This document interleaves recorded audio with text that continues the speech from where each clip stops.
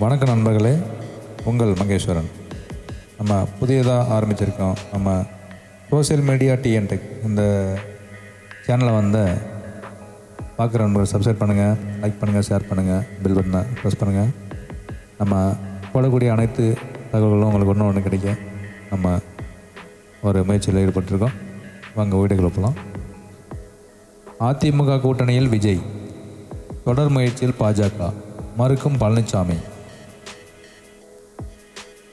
திமுக போட்டியாக கருதப்படும் விஜயின் தமிழக வெற்றி கழகத்தை தேசிய ஜனநாயக கூட்டணிக்குள்ளே கொண்டு வர பாஜக முயற்சிப்பதாக டெல்லி வட்டாரங்கள் தெரிவிக்கின்றன. விஜயிடம் பல வழிகளில் பேச பாஜக முற்படுவதாகவும் கூறப்படும் நிலையில் அடுத்தடுத்த நாட்களில் எதுவும் நடக்கலாம் என்றும் அதிமுகக்குள்ளே பெரிய விவாதங்கள் உருவாகலாம் எனவும் டெல்லி வட்டாரங்கள் தெரிவிக்கின்றன. தமிழக அரசியலில் புதுமுகமாக களமிறக்கிய விஜய் தலைமையிலான தமிழக வெற்றி கழகம் முதலாக 2026 சட்டப்பேரவை தேர்தலில் களம் காணவிருக்கிறது. இதில் தேர்தல் நெருங்கி வரும் நிலையில் ஆட்சியில் பங்கு என கூறும் இதுவரை எந்த கட்சியும் தமிழக வெற்றி கழகத்துடன் கூட்டணியில் செல்லவில்லை. இதையடுத்து தேர்தலில் தாவேக தனித்து போட்டியிடும் நிலைமைக்கு தள்ளப்பட்டிருக்கிறது. இதனிடையே விஜய் நடித்த ஜனநாயகன் படத்திற்கு தணிக்கை சான்றிதழ் வழங்காதது மற்றும் கரூர் நெரிசலில் வழக்கு தொடர்பாக சிபிஐ விசாரணை என மத்திய அரசு அவருக்கு அழுத்தம் தந்து கூட்டணிக்கு வற்புறுத்துவதாக சொல்கிறது. அதே நேரத்தில் திமுக போட்டியாக கருதப்படும் விஜயின் தமிழக வெற்றி கழகத்தை தேசிய ஜனநாயக கூட்டணிக்குள்ளே கொண்டு வர பாஜக முயற்சிப்பதாக டெல்லி வட்டாரங்கள் தெரிவிக்கின்றன. தாவேகாவுடன் பேச்சுவார்த்தை நடத்தவில்லை என அதிமுக பொதுச் செயலாளர் கே பழனிசாமி அவர்கள் கூறியுள்ளார்.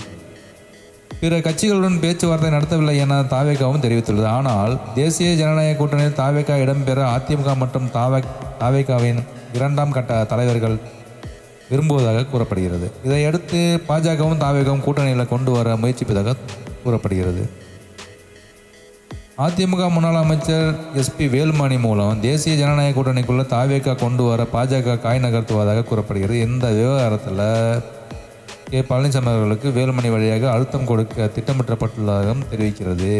விஜயிடம் பல வழிகளில் பேச பாஜக முற்படுவதாகவும் கூறப்பட்ட நிலையில் அடுத்தடுத்த நாட்களில் எதுவும் நடக்கலாம் என்றும் அதிமுகக்குள்ளேயே பெரிய விவாதங்கள் உருவாகலாம் எனவும் டெல்லி வட்டாரங்கள் தெரிவிக்கின்றன. தேசிய ஜனநாயக கூட்டணிகள் பார்த்திங்கன்னா தாவேகா இடம்பெற்றாலும் அக்கட்சிக்கு 60 தொகுதிகள் வழங்கப்படலாம் என கூறப்படுகிறது. மொத்தம் உள்ள 234 தொகுதிகளில் அதிமுகவுக்கு 140 இடங்களும் தாவேகாவுக்கு 60 இடங்களும் ஒதுக்கப்படலாம் என சொல்லப்படுகிறது. மீதமுள்ள 34 தொகுதிகளில் பாஜக, பாமக, அமமுக பிரித்து வழங்கப்படலாம் எனவும் தெரிவிக்கிறது.